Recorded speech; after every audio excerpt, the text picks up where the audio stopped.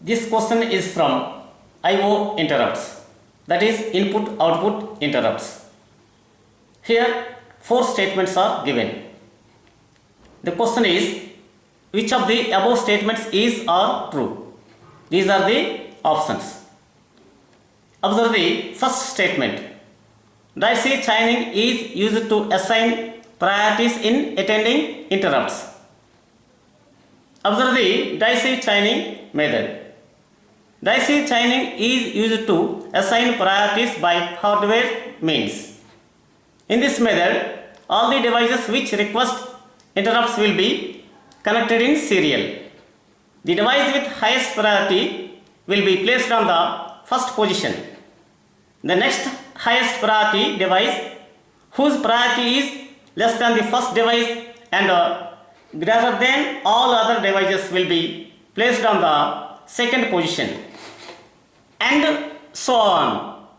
The device with least priority will be placed on the last position in the chain. This is the diagram for daisy chaining. Here 3 devices are connected in daisy chain. This is the first device, this is the second device, this is the third device. This is the PI input. PI means priority in input. This is the PO output. PO means priority out. These are common for all the devices. This is the interrupt request line. This is the interrupt acknowledge line. This is the vector address of device 1. This is the vector address of device 2. This is the vector address of device 3. This is the processor data bus. This is the CPU. This is interrupt request. This is interrupt acknowledge. The interrupt request line is common for all the devices.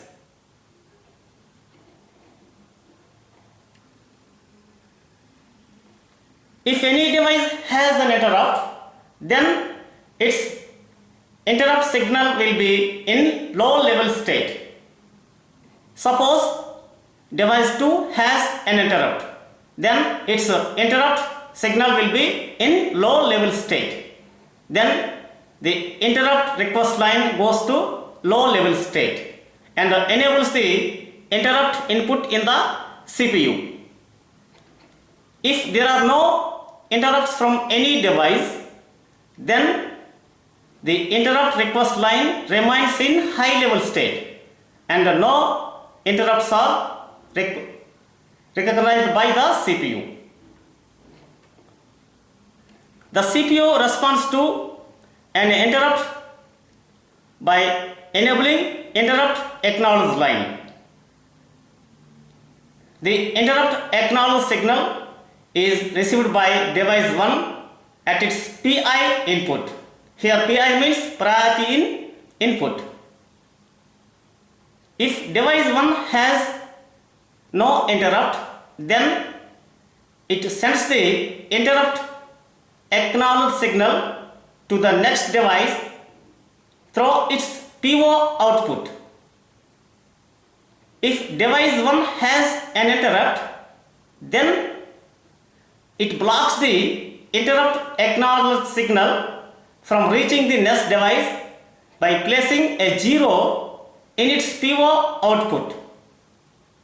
Then the device 1 places its own vector address into the processor data bus for using CPU for its interrupt.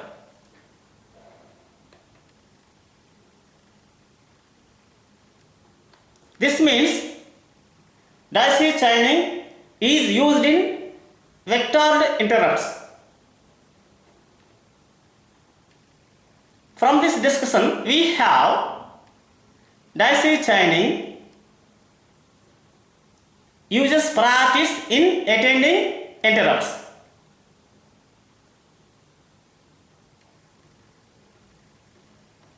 This is the material for daisy chaining.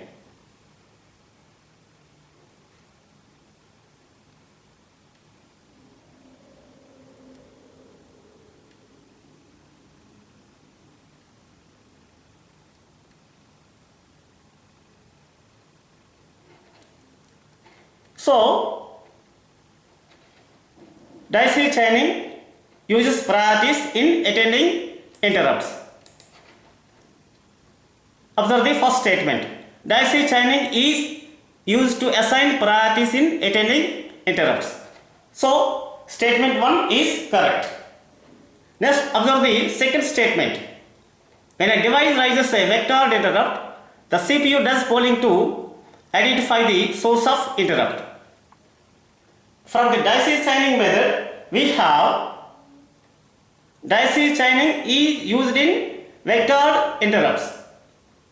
There is another method called as bus arbitration, which is also used in vectored interrupts.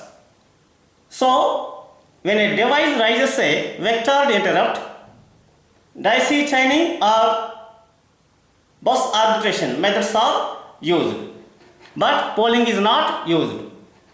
So, this statement is wrong. When a device raises a vectored interrupt, the CPU does polling to identify the source of interrupt is wrong. Next, observe the third statement. In polling, the CPU periodically checks the status bits to know if any device needs its attention. Now, observe the polling method.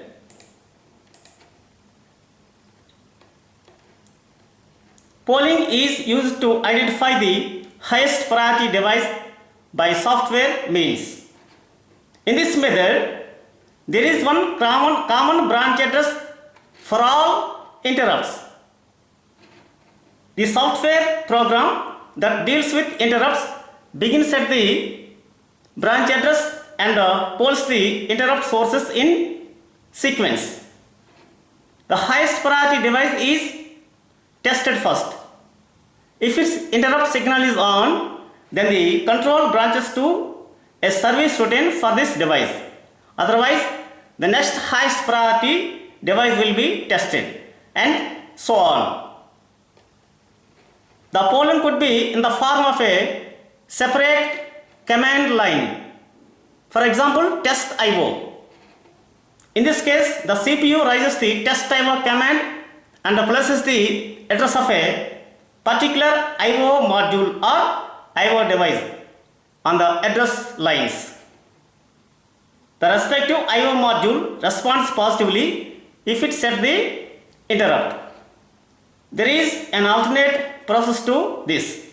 In that process, each IO module contains an addressable status register.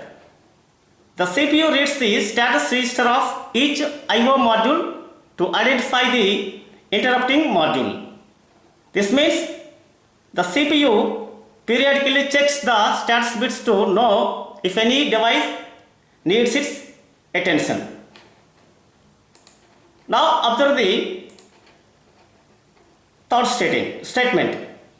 In polling, the CPU periodically checks the status bits to know if any device needs its attention. So, this statement is correct. So, statement 1 and statement 3 are correct. Next, observe the fourth statement. During DMA, both the CPU and the DMA controller can be bus masters at the same time. During DMA, the DMA controller takes control of the bus.